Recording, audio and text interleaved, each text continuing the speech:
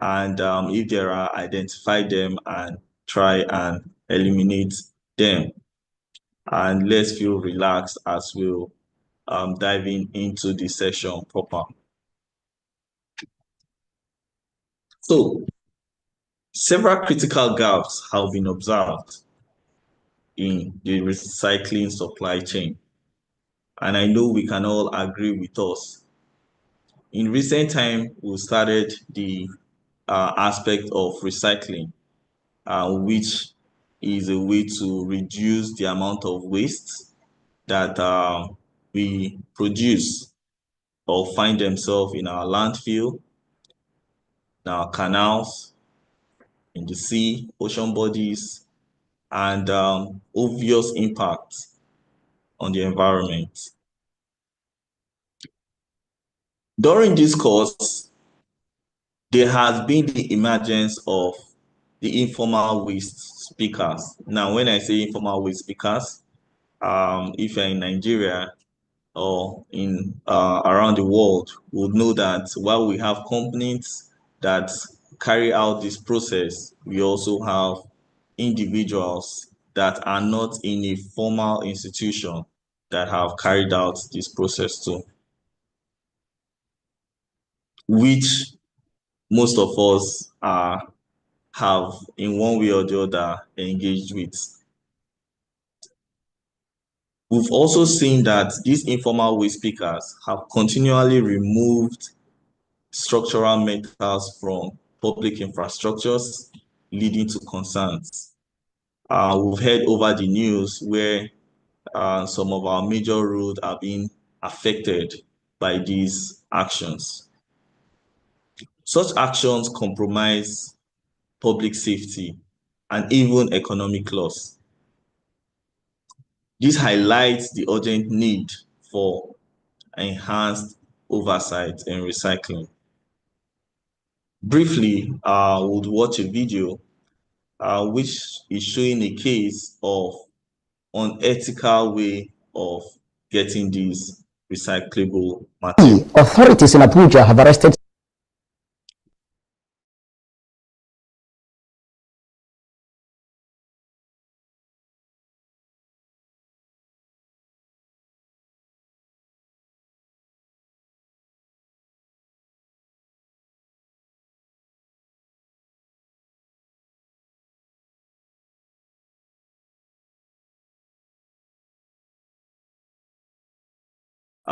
highways.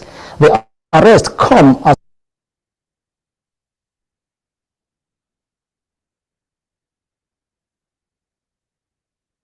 Okay.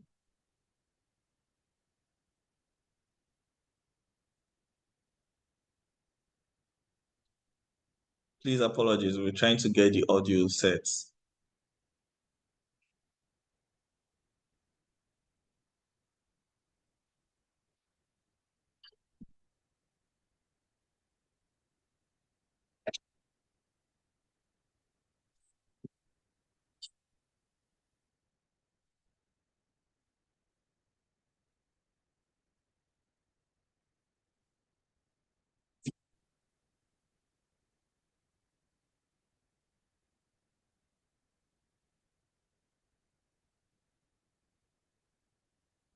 Please apologies. We'll get this sorted just now.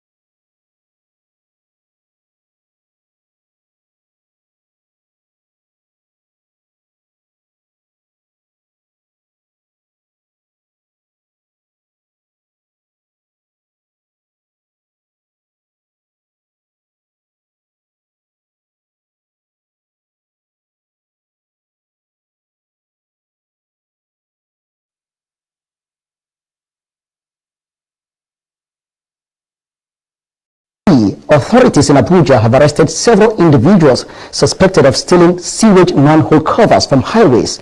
The arrests come as security agencies ramp up efforts to curb the alarming trend of vandalism in the Federal Capital Territory, FCT. Investigations are ongoing to identify their collaborators, particularly buyers of the stolen manhole covers. FCT Minister Barrister Eze Nyesom Wike has directed stakeholders to take decisive action against the vandals.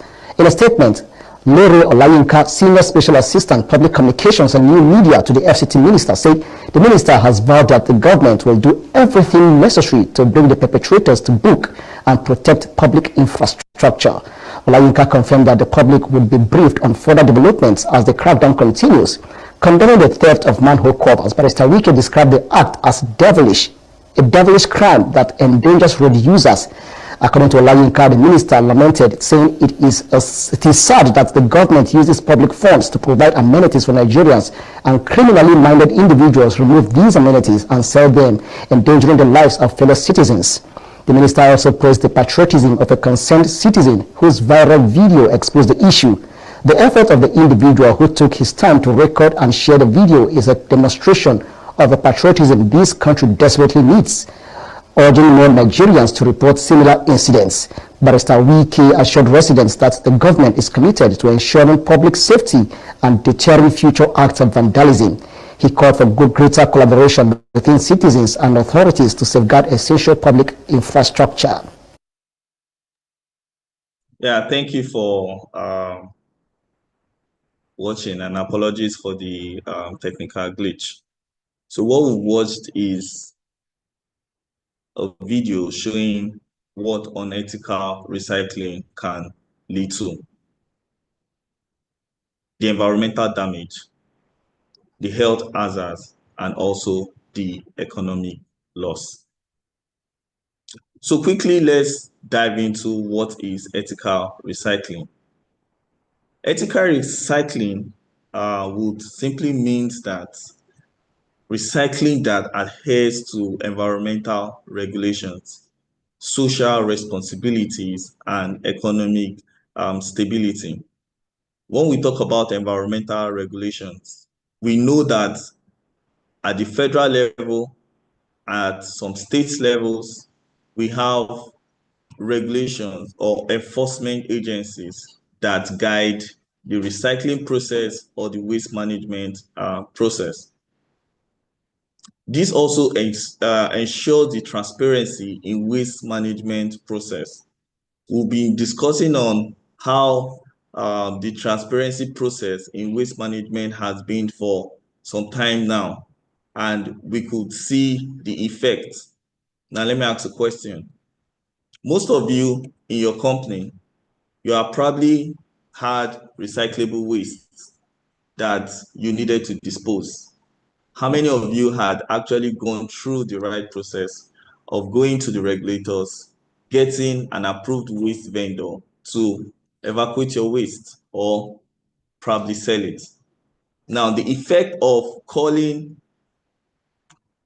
an aboki guy, or as we can call it, an informal picker on the roads to say, oh, I have these recyclables, come and take.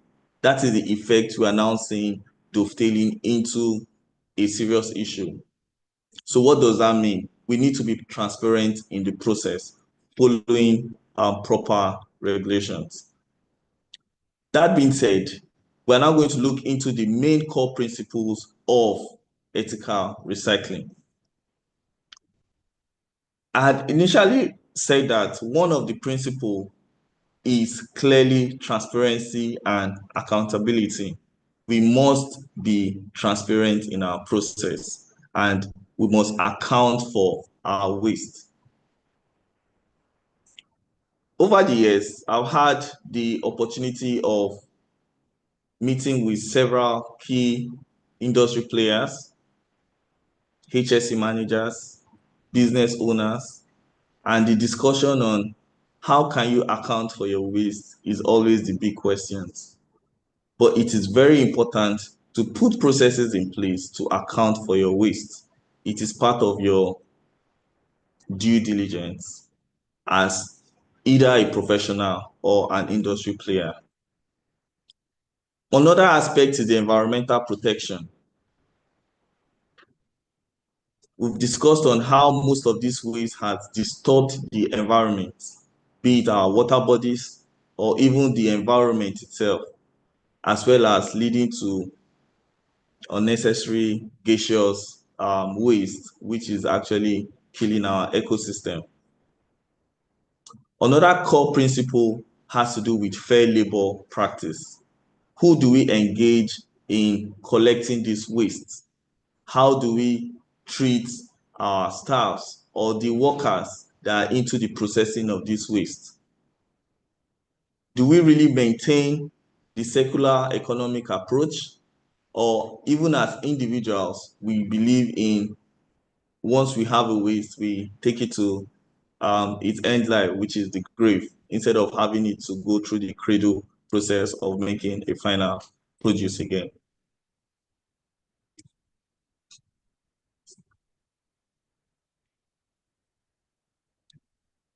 Another key factor means it prioritizes local processing when possible to reduce transportation emission and create community jobs.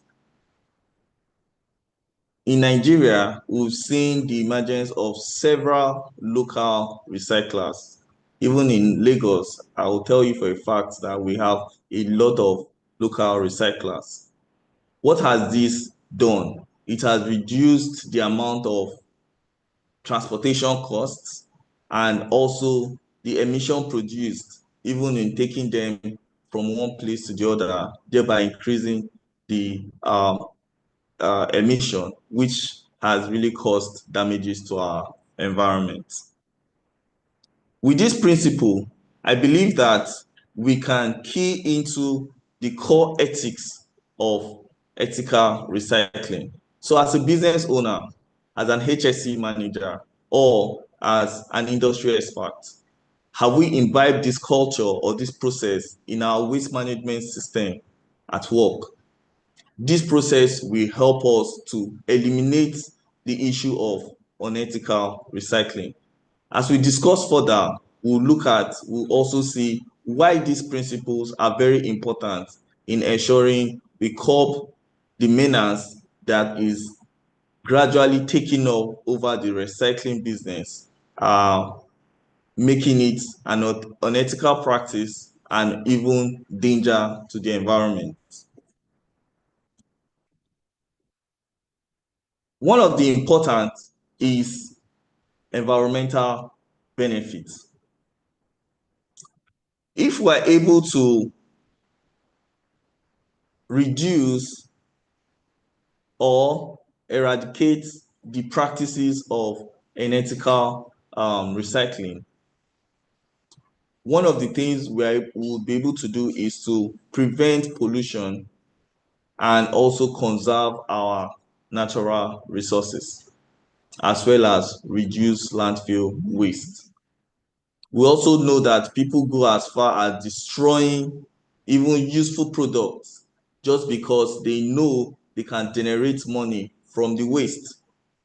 But by having the core principle of transparency and accountability, obviously it will kill that practice. Once you have a good system, naturally it will create good jobs because you have a lot of investors and industry players coming into that sector because it is ethical, because they trust it. One of the reasons why we have less people coming into the industry to invest is because they are yet to trust the process.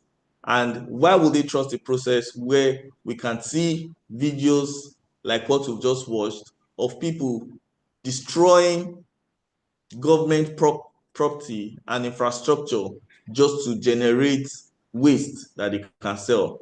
So we need to curb this so that we can allow more industry players to come in and also generate more jobs. It also improves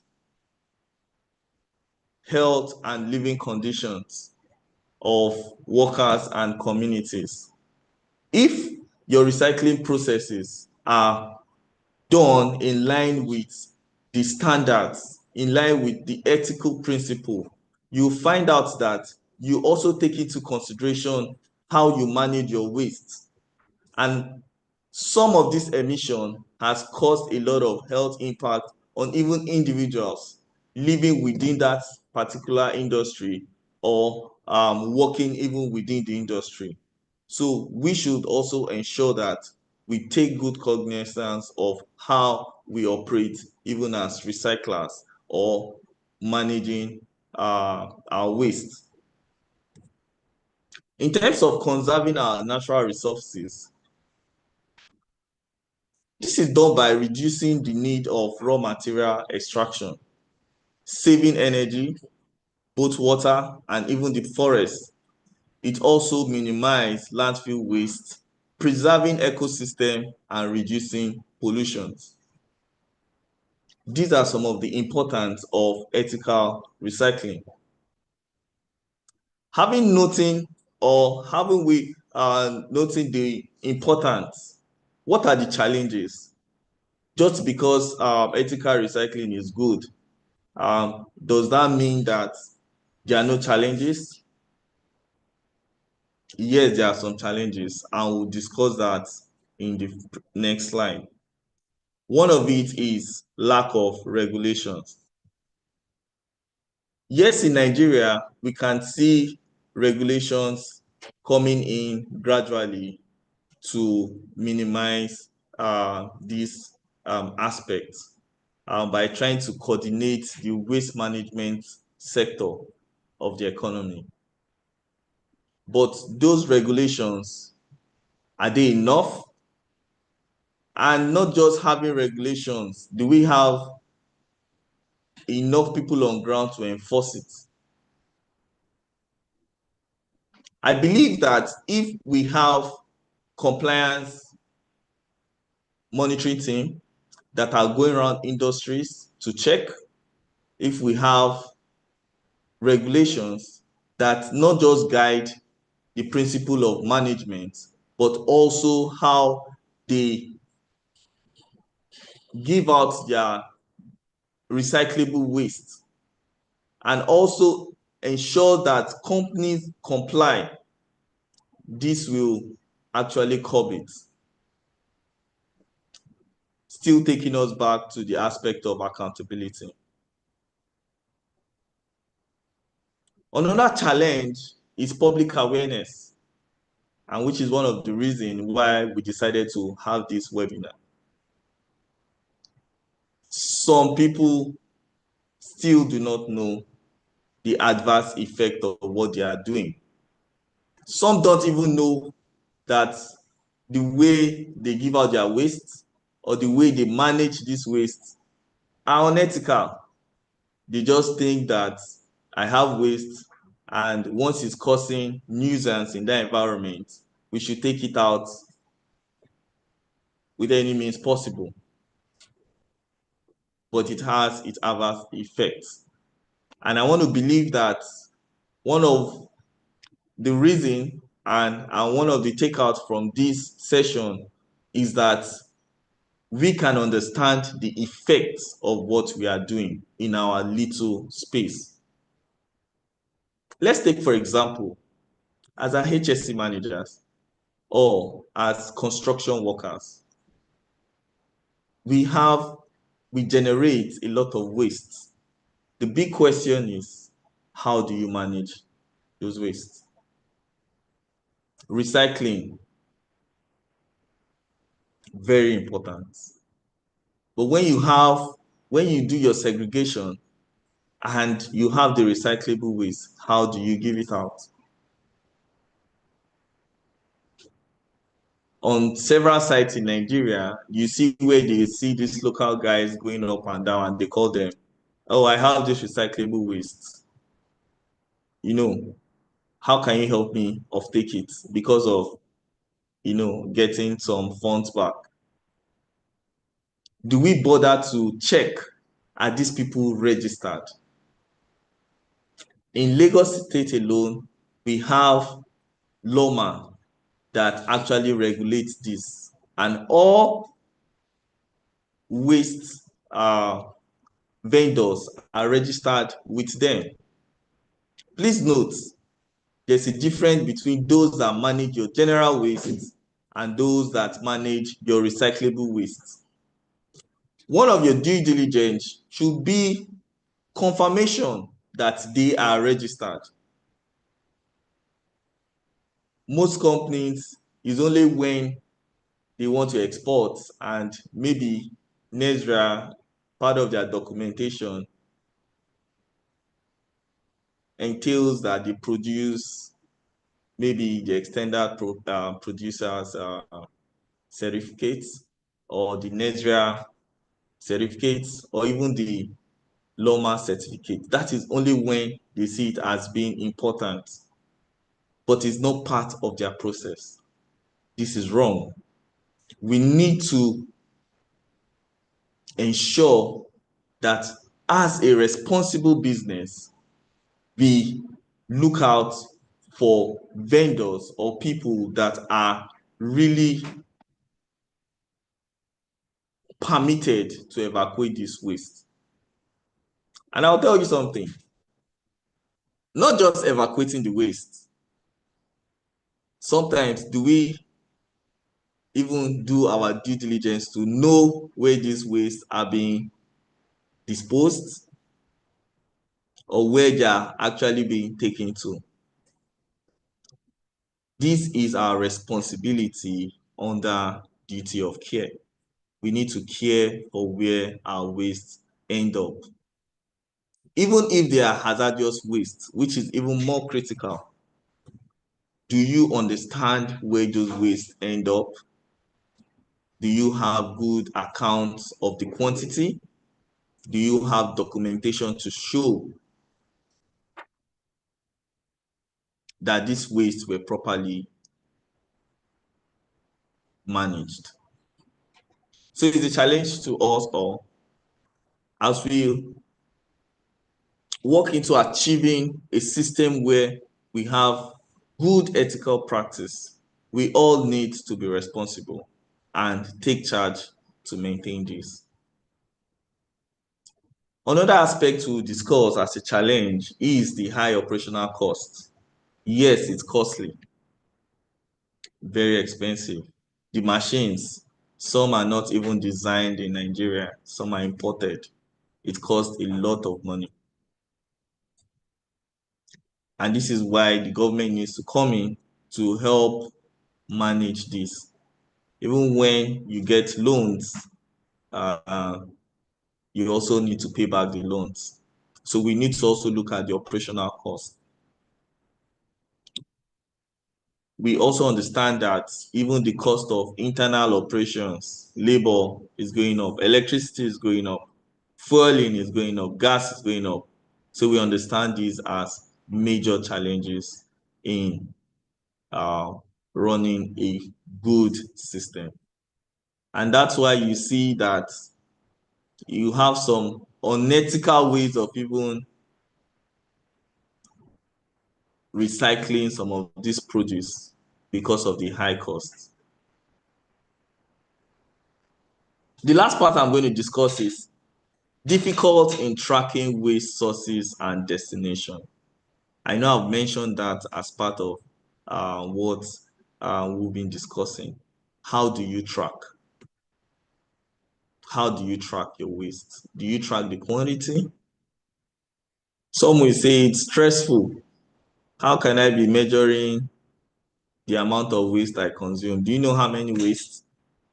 But if you want to do it the right way and with the ethical process, you need to track it. You need to account for your waste.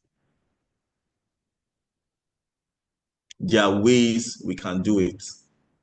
And obviously, with time, we believe that information technology would also come into the system to help us get good tracking devices to help us curb this process. Next, we are going to discuss on how we can promote ethical recycling.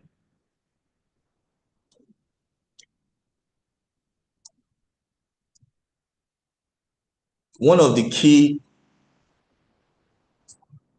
instruments or key ways, just like I earlier stated, will be technology integration and awareness. We need to start looking at how we can get digital tracking system for our waste management process. But even without that, I'm sure we can also have ways of recording these wastes on Excel sheets, getting digital scales to weigh them. Also, ensuring that we have a database for all our waste. This is very important in getting to the future we all look forward to. As corporate entities, I've discussed so much on our practices. We need to start imbibing proper way of doing things. For those in the packaging, sector, our packaging should be in a way that it reduces waste.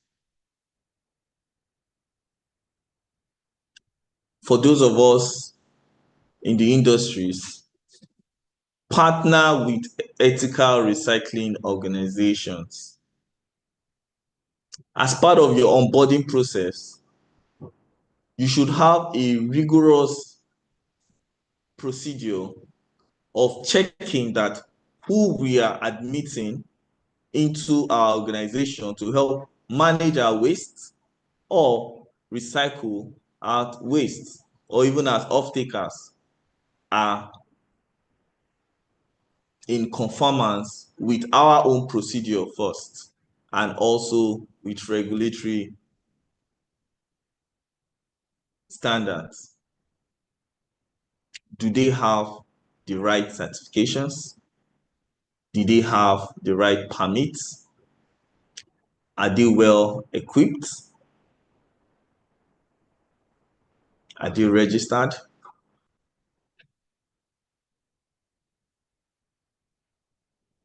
Have you seen their facility? Those are the questions that we should also focus on, amongst others, to ensure that the capacity of waste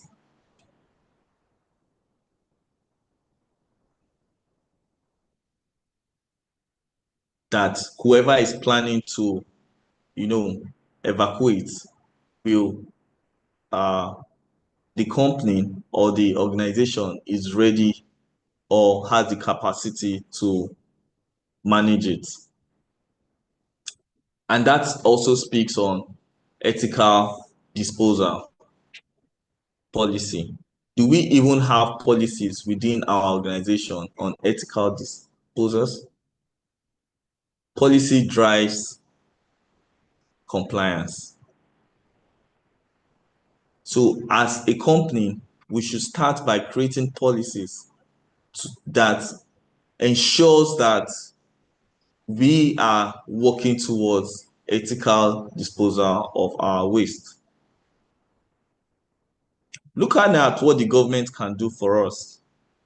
Obviously, we've talked about implementation of waste management and recycling, strict regulations, not just regulations, compliance. Sometimes it's not just to audit the organization to know what they are doing. How are we following to check up that they are actually complying with what they've set out to do? It is very, very important. And we need to put more strict measures to ensure that compliance is top-notch. Yes, the government also needs to invest in recycling infrastructures and public awareness campaigns. We need more awareness campaigns. We need more people to know about this. We need more people to be aware. Chevron is not a government organization, but even as a private organization, we see the need.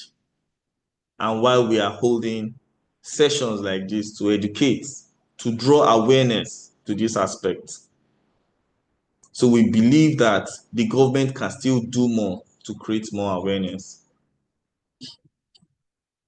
We've discussed extensively on this topic, and we've seen the unethical way. We've also seen the importance of doing it ethically. We've seen how. And now we'll look at a case study. Now, this case study will show rather a successful ethical recycling initiative. Also note that the extended producer's responsibility, it is a policy that holds producers accountable for their products the entire life cycle, including end-life management. This is an initiative from the federal government, and the question is, how many of us are actually keen into this initiative? Quickly, we'll go to the next case study and watch the video, and after that, we'll continue. Please permit me as I share the video. Thank you.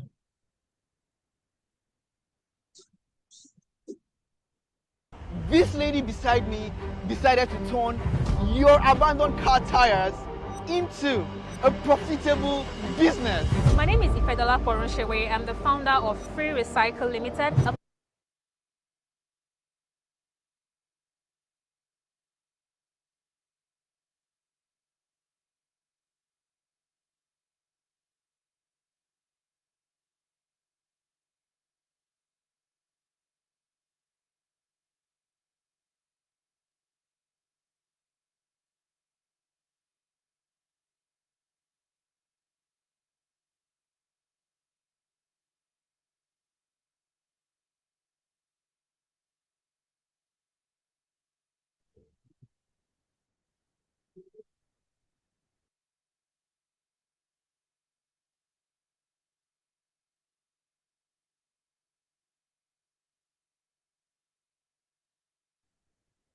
I don't know if it's just me. Seems the video paused. The video is paused, yeah. Okay. Okay, sorry about that. Hold on.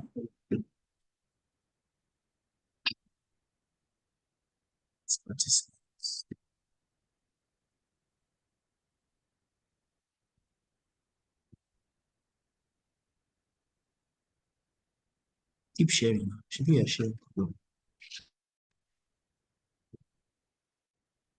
It's sharing.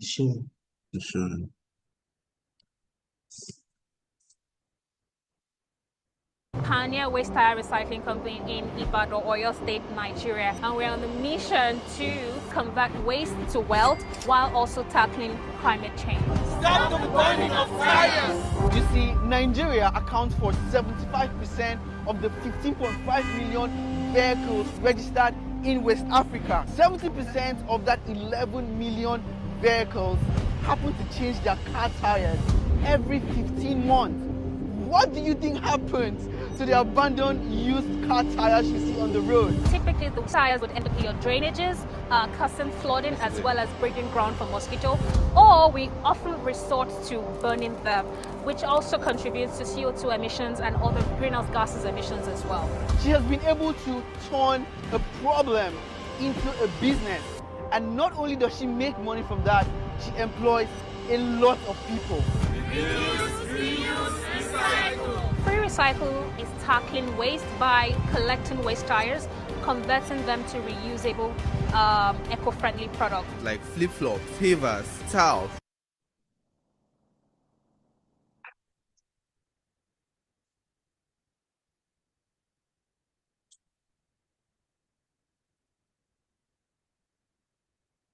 rubber rolls, gym flooring, bags, and a lot more.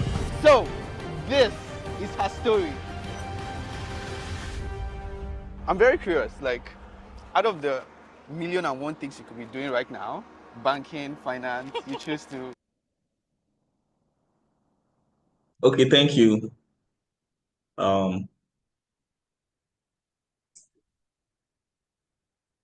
I just want to confirm, did we all follow through the video or should I play it again?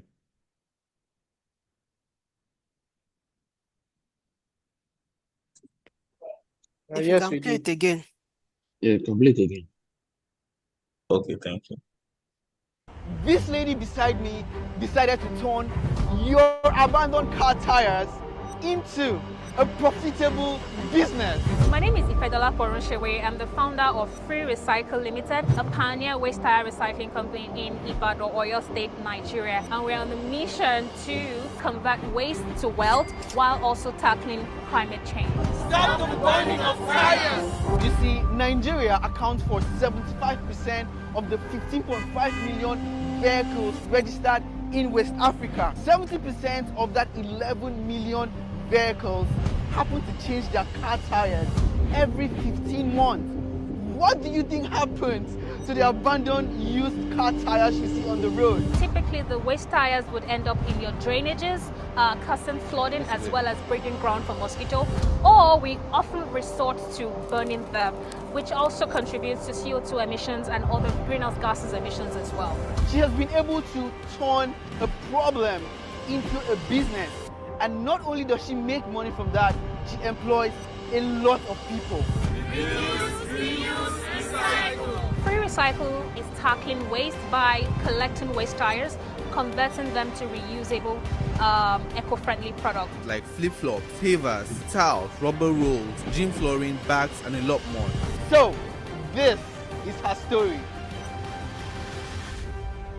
I'm very curious, like, out of the million and one things you could be doing right now, banking, finance, you choose to. Okay, thank you. I'm sure we've seen that. And why we're showing this is to let everyone know that even though we have major some into the unethical practice, we still have some individuals that also key into ethical recycling. Briefly, we are going to do a more of a discussion or a pool. So we are going to set up the pool in the comment section.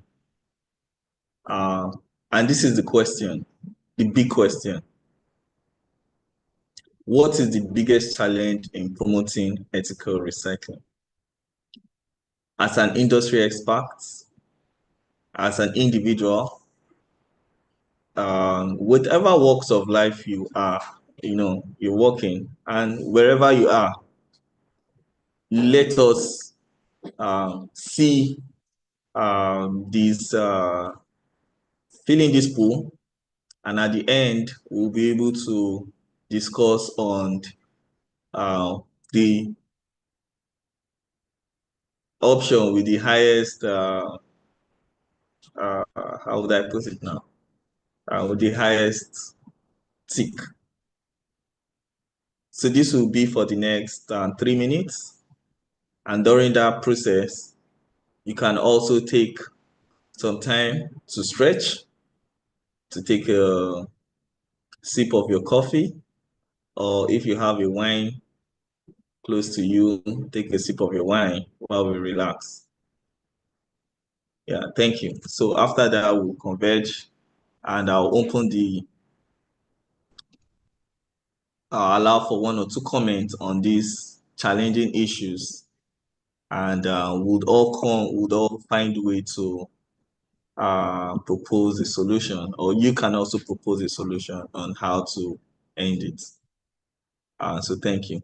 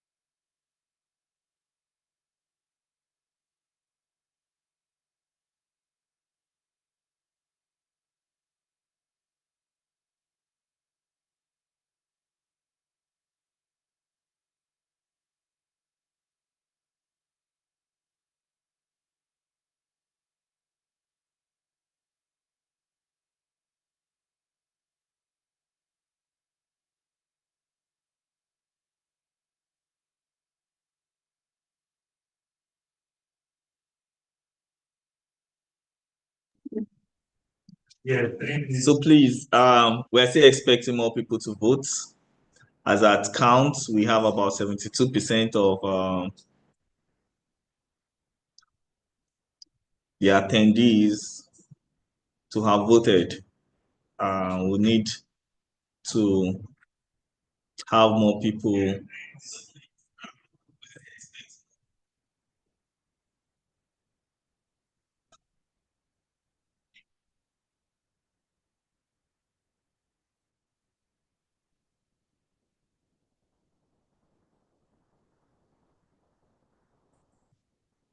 Maybe because of time, once we get to about 80% of the participants, we'll close the poll so that we can all go back to our.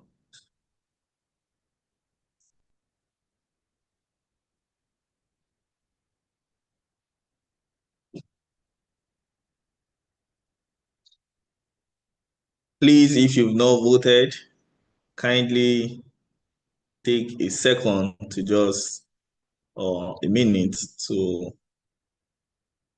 look at the question. It's a critical question for all. Everybody faces one or two of these challenges. And we all want to look at how we can resolve it. Because at the end, the environment is for us all. And we must do our own part to ensure that we preserve it and we keep it. So we're at 79% now. If you've not voted and you want your, as INEC will say, your vote to count, please put in your vote. The votes will end in the next 10 seconds.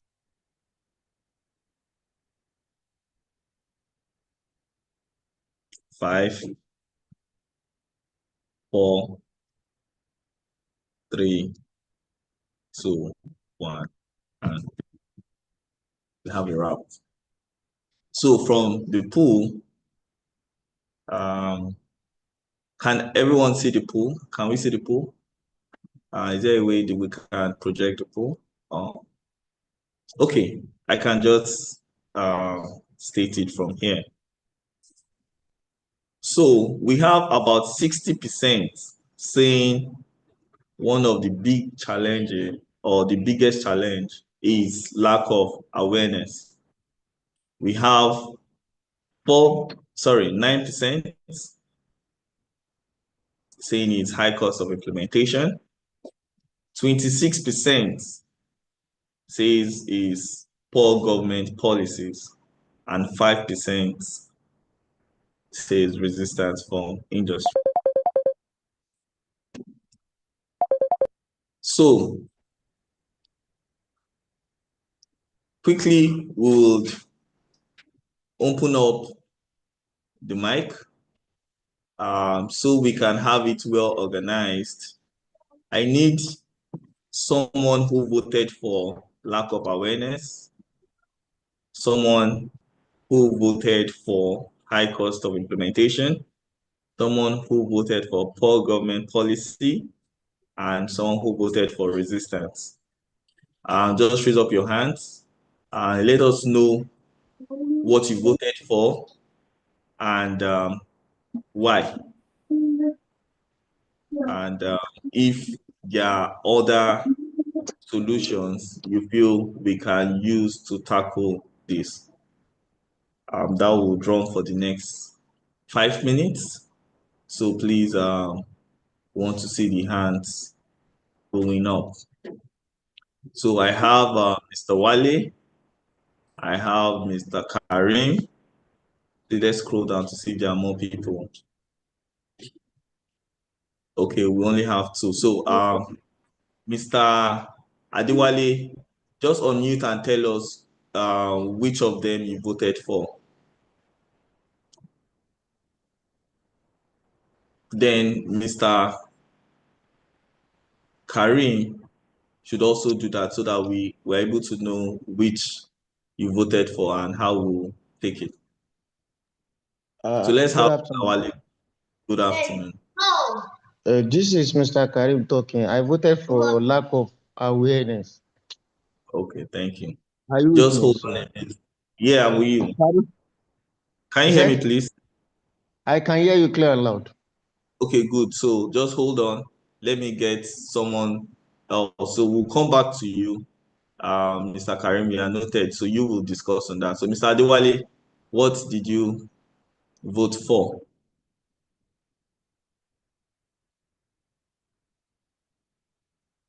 So we have Mr. Karim that voted for lack of awareness. Mr. Wale, we can't hear you, Mr. Wale. Please, I raised my hand as well. I don't know if you're not saying it. My hand has been raised, I think, earlier than every other person. Please check. Okay, just your name and what you voted for. I think that will be Ayodele, right? My name is Paul. Paul, okay. Please, which did Yeah. you vote for? I voted for poor government policies. Poor government policies. Okay, well, we have Mr. Paul, poor government policy. We have Mr. Karim, uh, lack of awareness. So, is Mr. Wale still there? I'm not hearing him. What did you vote for, please?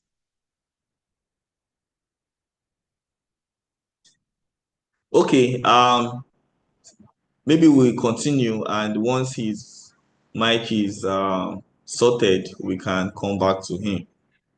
So let's go with Mr. Karim. Please shoot. Let's know why you voted for your option and what are the possible solutions you are preferring. If you're also an industry player, let's know which industry you are from, and I would also guess that those challenges is based on your experience in that industry. So thank you. Okay, thank you very much. I voted for lack of awareness because from my understanding and the environment we have, the world we are is even recycled. If you look at some archaeological and especially Nigeria, which is oil and gas producing countries, and our environment, in which before this 1999 or something, which was a pollutant for environment. And I'm talking from state of Qatar and what is going to sustainability, which is the topic of this discussion. But if many people are aware, they will turn this waste into weight because everybody is not aware. If they are aware, many people will start participating. There are some documentary apart from the highly appreciated video you showed. Some of this plastic we used to, like the Ragolis drinking water. Someone from the north, and maybe he's an architect, he collected some, maybe like 5,000, and he put them as concrete block. That means putting it, recycling it, and he use it as mud for concrete. That is just an addition to what you have used. And they are so, the way the world is going, there's what we call sustainability, engineering, sustainability, something like this. So there are some resources in this waste in which if we are to know in the nearest future to come, we'll be able to turn into weight. Because many of us we are not aware. And our environment is just the way God created the earth. It will become a recycle. Some sand will come from the waste they take from the ocean. And whether we like it or not, some of this rain, when it falls, it go back to the ocean. This is a recycle where we cannot control. Even some of us, we are human beings. Some of us, we live on top of the earth. We become waste and be recycled back to the earth. So just to take a shot, the environment we are not aware of it. We don't have experience. And this is a new field, I can say for sure. From experts I've met, so this is where the world will even go. Like Nigeria, some of our flare, we are flaring, for instance. If they have been aware, they would have turned it to wet. That means the CO2, carbon dioxide we are burning. So, and to make it sure, that was when they designed our refinery. But now the awareness is coming into technology, in which some of these things are being recycled and reused in oil and gas. And that is where Nigeria is still lagging behind. For short, that is what I can say. Thank you. All right, thank you. So I didn't get the solution you preferred. So maybe just highlight those solutions. So in Okay. terms of awareness now, how can we push that awareness further? And what in your own industry or capacity or expert knowledge, what can we do more to increase the awareness? Just in 1 minute, please, so that we can have others because of time. I can't say I know it all. We are all students of life. We are all University of Life. First, why I choose the awareness is that it is still a new field in which, including myself, there are so many things just like a student who is in secondary school or primary school, he knows if he goes to higher institution, he's not aware of the higher institution or graduate studies, but he knows if he gets there, he will be having knowledge. But what the solution I can say is that we should all be seeking the knowledge. That's for sure. Like this program and many more. We should be inspired that this is a wealth we have not harnessed. Thank you. Thank you so much. Well said. Mr. Pius, you're up next. My name is Paul, not Pius. Paul. Apologies. Yes. Apologies. No problem at all. So my name is Paul. I run a waste aggregating and recycling business in Ghana, based in Ghana. My option, I chose poor government policies, not taking down or reducing the impact of other challenges that were mentioned, from the lack of awareness to cost and resistance from industries. But I think and I feel, if our regulatory bodies could drive and enforce some of these policies, it will, really help in promoting recycling. Because when you look at the system, it's not like we don't have policy in place. Although, some of these policies too, we could basically improve on them and making them relevant to today's environment. So basically, if there are more efforts from the regulatory parts, which is being held, looking from the government perspective, to help us drive and enforce policies, I think will make bigger impact in recycling. Look, like for instance, when you look at some of these industries, you made mention while you were taking up the section, you talked about dealing with registered organizations and just what we have. Some of these organizations too, if you look at it, I'm citing maybe where I am at the moment. Of course, I know Nigeria too, we've got our own challenges. Some of these organizations, they are registered, they've got necessary documentation in place. But let's be frank with ourselves, how many of them go as far, like you did mention? You talked about, I think the word you used was care. How many of them go that far to ensure that what they are doing is right? So this is where I feel the regulatory body comes in, to do a kind of check and balance, to understand what they are doing. So that way too, it also helps. Not just looking at, I'm giving you example from the number 4 options now. Like I said, not disputing any of the options. So if you also look at the awareness part too, it's also a big challenge, yes. But today the world is growing, information is going broader, going wide. Just like the lady instance the video you played.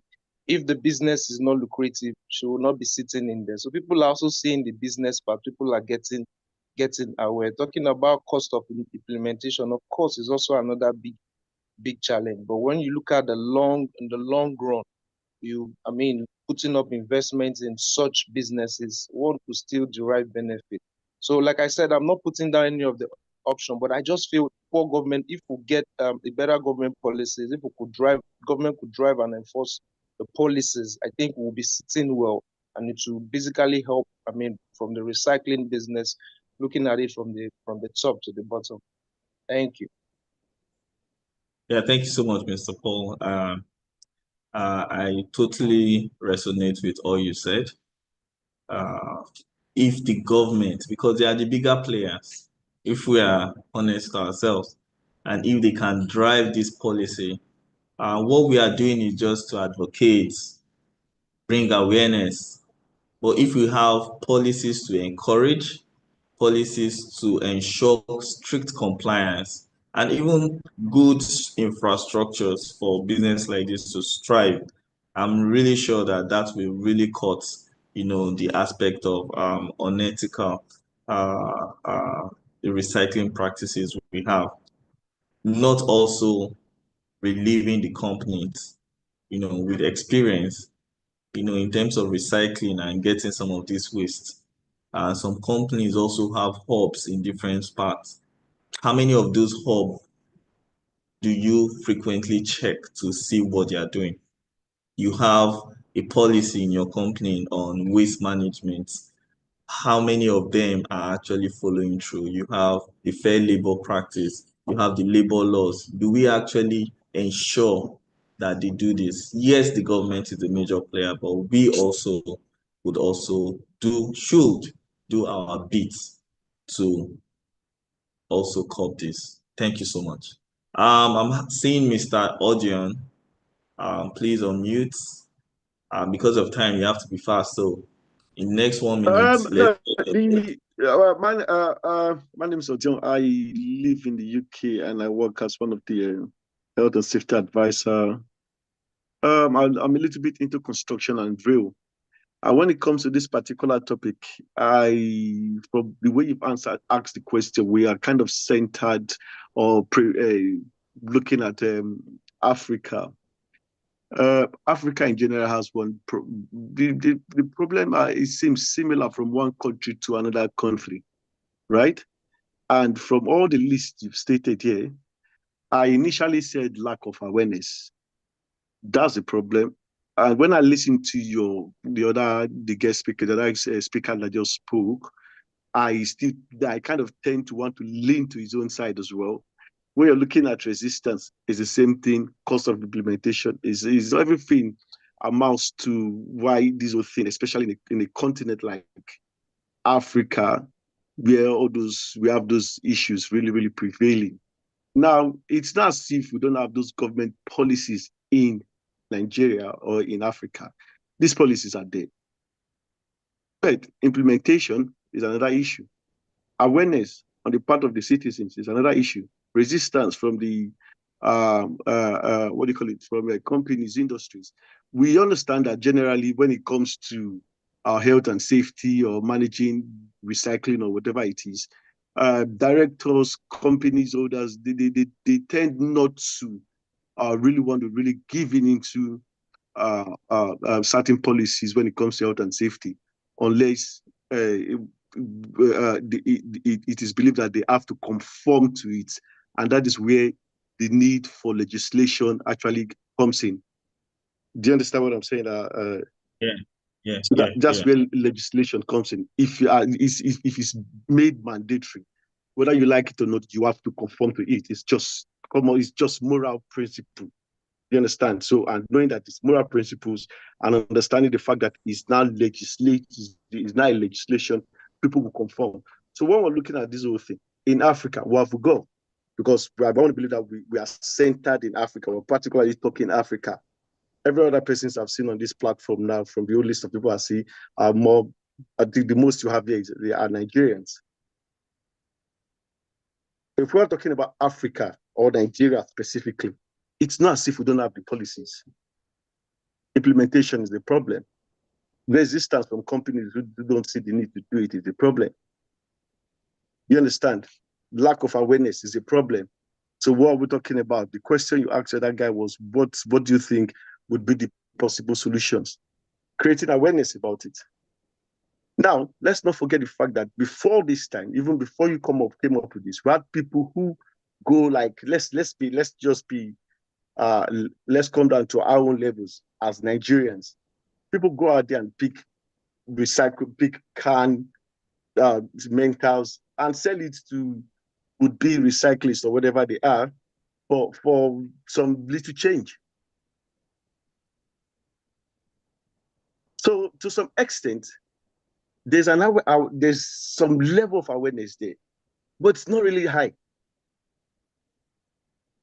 So everything from what you've listed are contributory factor to unethical recycling in Africa. Thank you. Okay, thank you so much. I must say that all speakers have really done justice. And this is just to also point to the fact that yes, there are some structures on ground. Yes, people have made efforts, but there's still a lot we can do. Oh, okay. Did you raise your hand up, please? Yeah. Oh, we didn't see it. Okay, please, because of time, let's just allow you speak. 1 minute, please, then we can move on. I'll just quickly just talk about cost implications. Yeah, government policy. Sorry, you are not clear. Can you please be more audible so that everybody can also gain from what you are saying? One, I said there are government policies. And one of the major issues government is having, it's cost of implication. Yes. Because for awareness to go down to all citizens, there should be publications and there should be a great cost implication for awareness, publication, sensitization, orientation. If you look at government policy, for government to be able to enact and carry out this policy, they need funds, not just little funds, big funds. One, households are expected to have, let me say for a starter, just one bin. Even if you lumped everything in it, government is expected to provide this. But because of the funds, government is expected to make publications, sensitization for citizens, funds. Awareness is being carried out. People are aware, but it's not as it should be. Two, if we have subsidized funds for people that goes into recycling as a business, I see companies in Nigeria that is folding up, closing down sites because of cost implications. Diesel costs, machinery, rehabilitations of machine, cost for staff. I looked at all this as a problem, but the cost implication, even when you have the business running to make maximum profit, it's a problem. So I look at cost implication is a challenge for government and individual who are into this business. Thank you.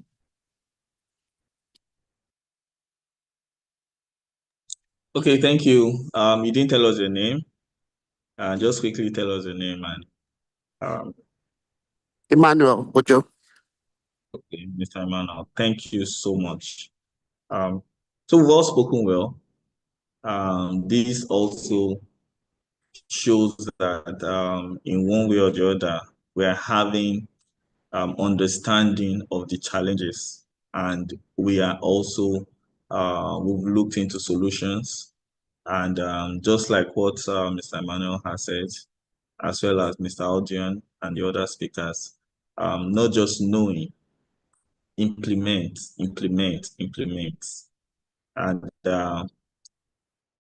what I would say is that, just like what Kevin is doing, in our own little way, we are implementing the aspect of awareness. In your own little way, you can start implementing those aspects. And obviously, once we have a lot of us in this in the journey, and we are doing a little implementation, I'm sure we would get to the desired goal. And just before we round up, we have to look at what we can do. We've discussed this, but I've listed out 4 points, and I will just run through them, then we proceed. The first I said, and the first on my list is encourage business to adopt sustainable waste management. Just like what we said, the government needs to encourage us, not just the government, company lead, company's director.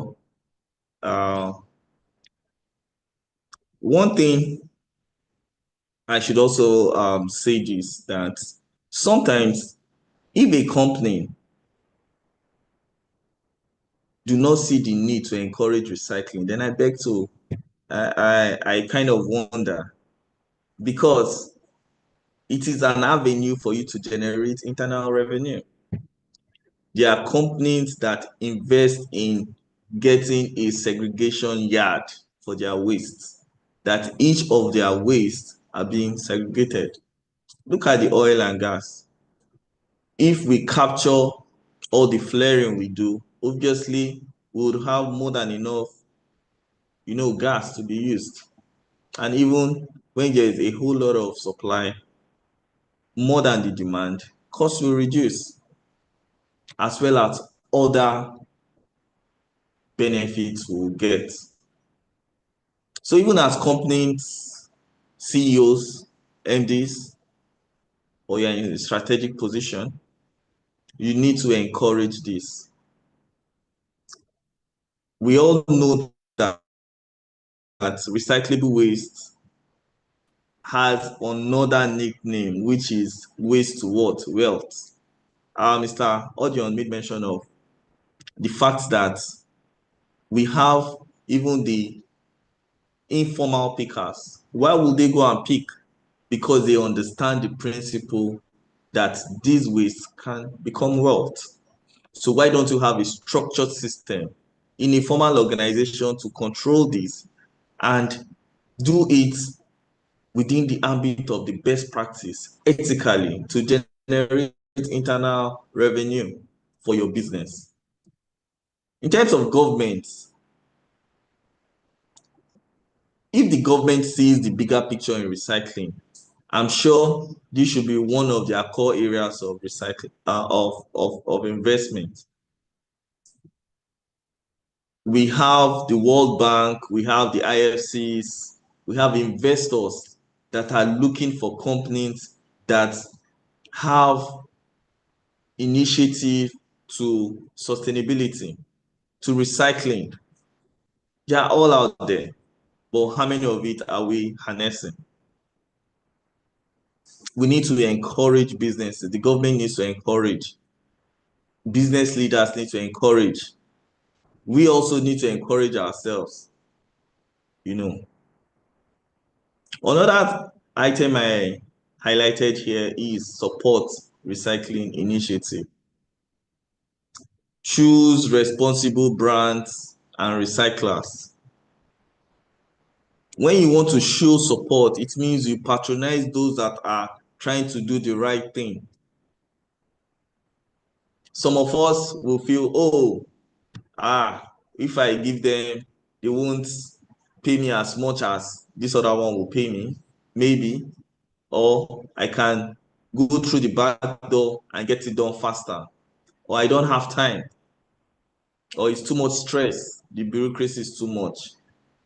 But we need to encourage it in our own little way. And I've said it over and over.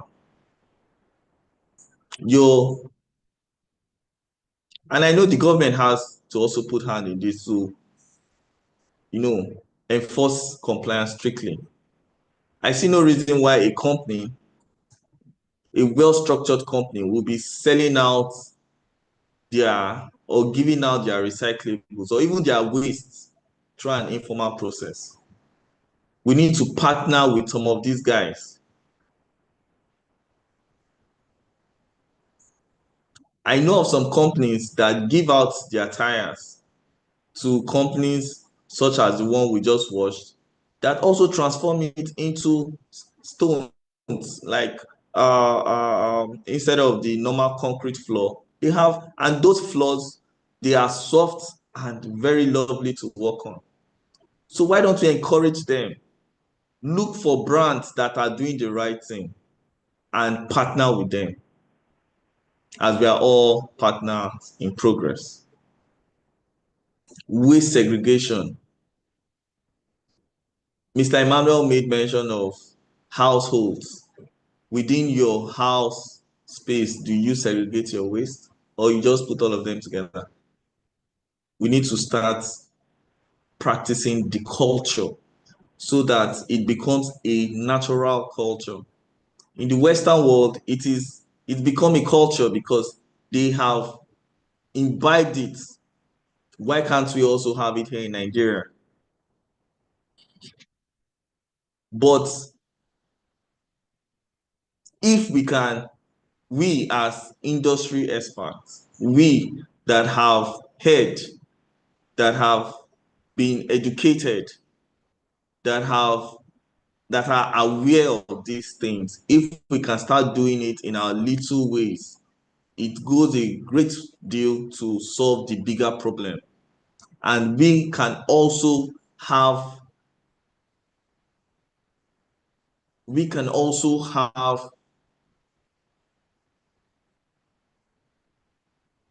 a bigger community that also practice this. Lastly, we've talked about it, educate others. Let's spread the gospel. For those that have been in this program, let's also go to our own various locations. And in our industries, in our companies, in our household, let's also educate people on the best form of recycling. In conclusion, ethical recycling is essential for achieving sustainable waste management. It requires collaborations amongst individuals, businesses, and governments. Adopting responsible recycling practice helps protect the planet and ensures a just and equitable waste management system.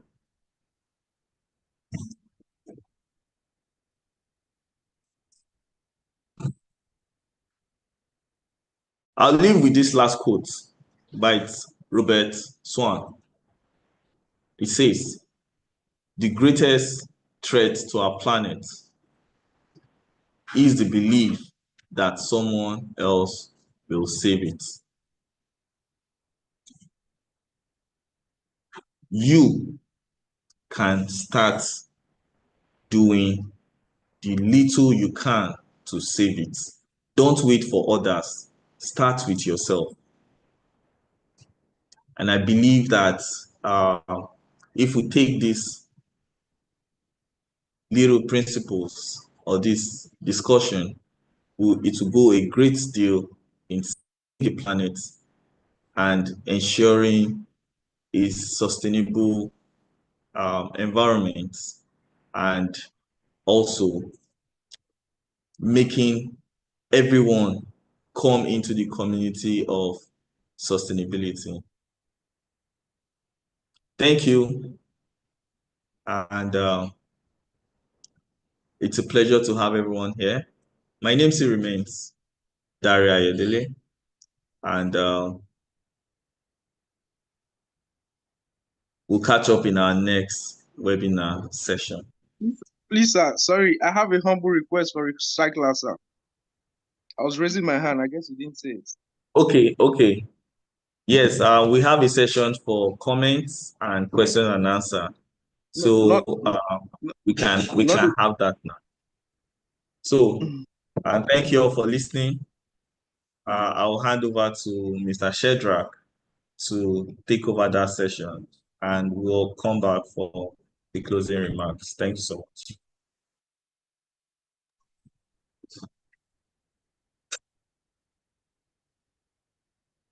All right, thank you very much, Mr. Dawie, for that very insightful session. I'm sure we're able to learn, and we learned from the excellent presentation that was delivered. So our speakers, Mr. Emmanuel, Mr. Paul, Mr. Odion, and other people that contributed both in the chat box, we greatly appreciate your contribution, and we look towards future engagements and collaboration with each and every one of you. All right, we would like to use this medium to actually address the questions and the comments we've received so far.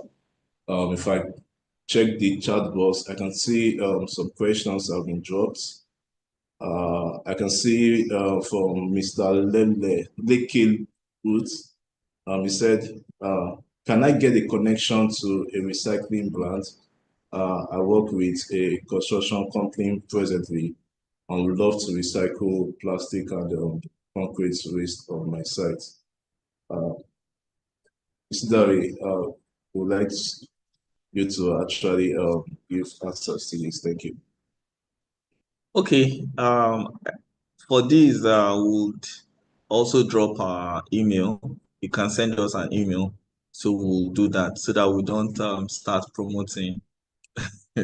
So, but then I'm sure we'll have our email. You can send in your request, and would kindly advise. Thank you. Thank you very much, Mr. Dari.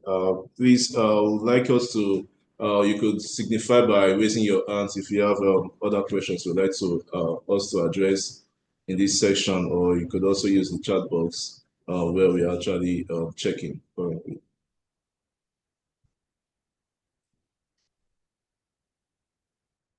Okay, Mr. Odion, do you still want to speak, or that was you are yet to drop your hands? I want to say something because I really, Isha, when I saw this Zoom the invitation, I was glad.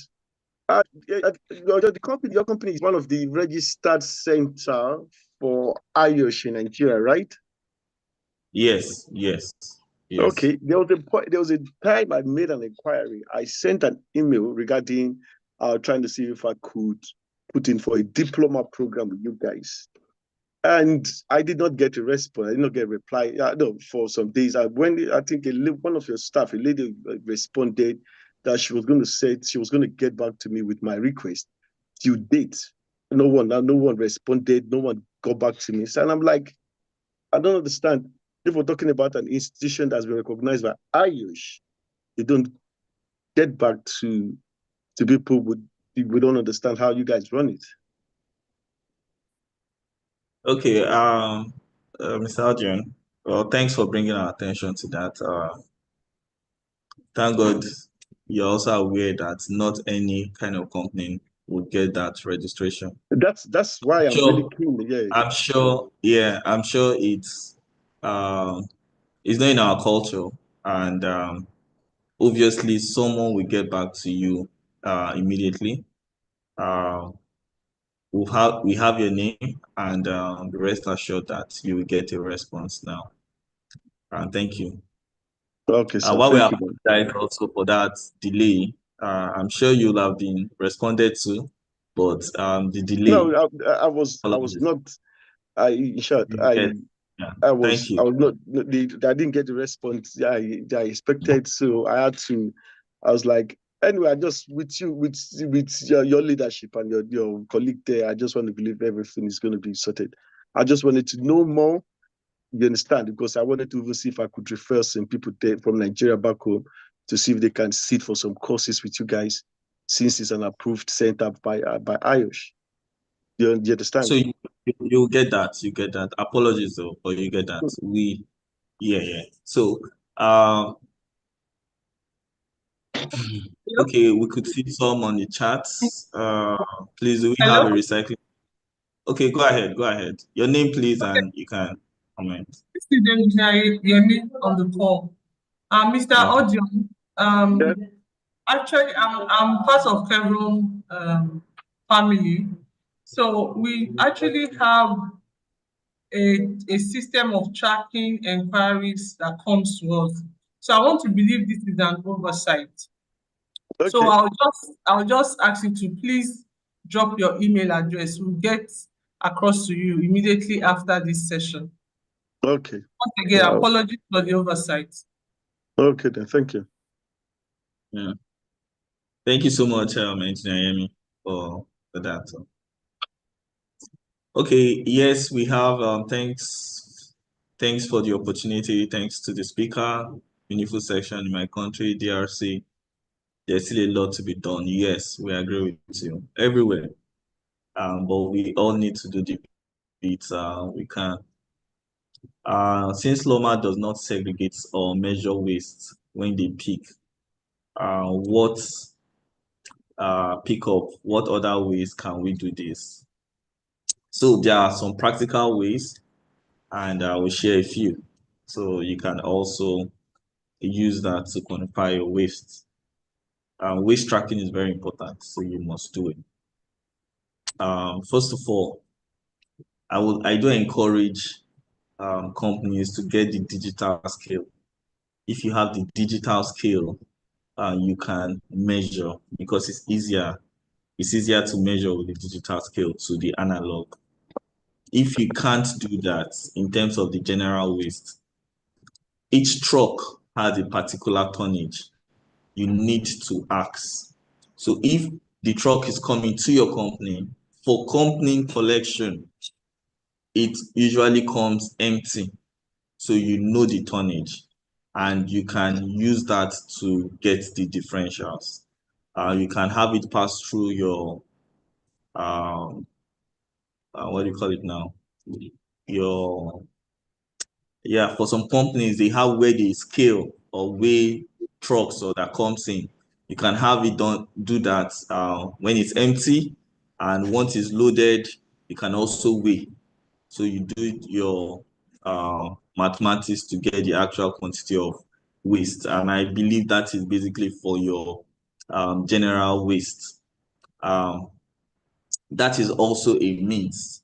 And sometimes if you have the standard tonnage of the vehicle, you can also use that to go through your weigh bill or your weighing area and get that particular quantity. Aside that, you can also practice, the weighing program that's suggested. Get a digital scale and weigh the quantity. And that way you can have that information for yourself. So yes, they don't weigh, but you can do your own bits internally. Thank you. I don't know if that answered the question from Lydia OADC. Yes. We actually use digital weighing scale, but I just wanted others to be educated on it also. Very good. Very good. Thanks. So it's very good. Yeah. Yes. I don't know if there are any more comments, questions, so that we can also wrap up the engagement. So I want us to do something. We've all learned and we've all heard. Chevron as a company, we've done our bit to share the light. You as an individual, we have the social media space. Why don't we go still within the program? We can open our phones. We could drop a post on your LinkedIn, on your Instagram, just preaching this message. And please try and tag everyone so that we can also know that you're participating. So within the next 5 minutes, you can, hold on. Yes, so you hashtag chevrongroup.com in your post. Could make a post based on this, what you've learned, what you've heard, what has interested you more, and what you are taking back home, and also your commitments in driving sustainability and ethical recycling. I would do that for the next 1 minute. Then I think the media team wants us to also open our camera so that we'll just have a group screenshot of the participants, then we close the meeting. So let's know if once you've done it, just drop it on the chat box that I've done mine. So let's see how many we can do that. It's very important that we don't just hear, we also spread the message. We've said a lot about awareness. So this is your own bit of creating awareness on this subject matter. I'm also doing mine. So yeah. So while we are doing that, we can open our camera so that we have the MediaTek big screenshot of everyone participating.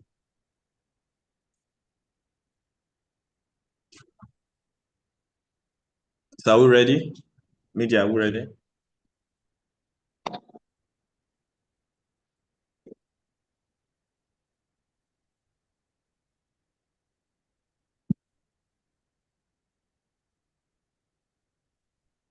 Okay. Please, let's be fast.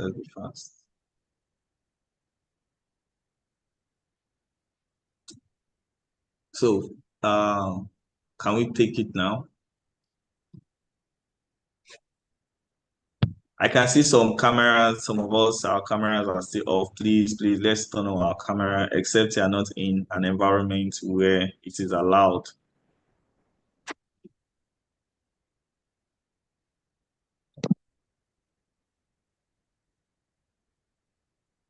So we could all,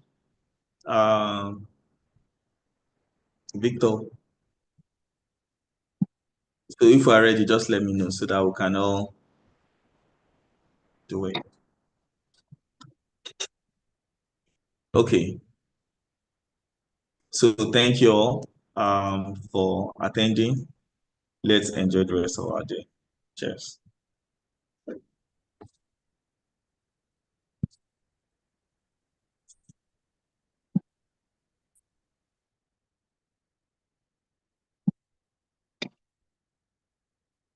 Okay, wow.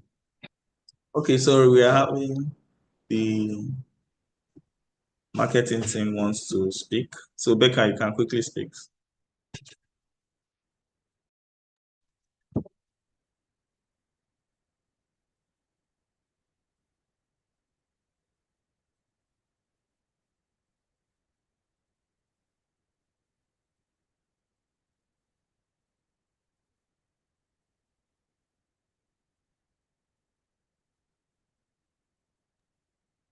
All right, thank you very much for joining us again. We have our marketing executive that would like to pass some information to us. Rebecca, I don't know if you're ready. Give us the information before we end the session.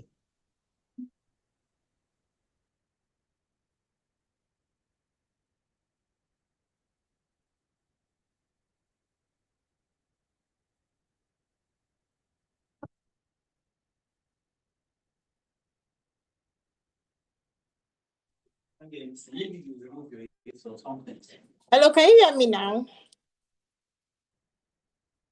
Yes, we can. Thank you very much, Mr. Dare, and thank you everyone for joining this section once again. As you all know, we are Chevron Group and we are committed to supporting professional development. We also offer several courses that will help you equip you with the knowledge and the certificates you need, serving as a solid support in your career growth. So we offer courses like IOSH Managing Safely, Working Safely, Leading Safely, APSM, which is the Advanced Project Safety Management Training. These are IOSH courses, and we also recently got accredited to offer our IOSH Level 6 Diploma in Occupational Health and Safety. We also offer EMS trainings as well, like the Environmental Impact Assessment Training, the Environmental Sustainability Training, other trainings like your Process Safety Management, AZOP, Process Hazard Analysis, OTHM Level 3 in Health and Social Care. We offer several trainings like earlier mentioned that will help you to gain solid support in your career. So we really hope to do business with you after this webinar, and we hope to align and work with you to develop your career and help you earn the certificates you need to grow. Thank you so much, everyone. And you can also reach out to us on our website, www.kevrongroup.com, to see more information, and contact us through info@kevrongroup.com. And that will also be placed on our chat group. Thank you all for attending. Please, let's enjoy the rest of our day, and let's be sustainable and conscious in what we do when it comes to recycling. Thank you all. Have a great day.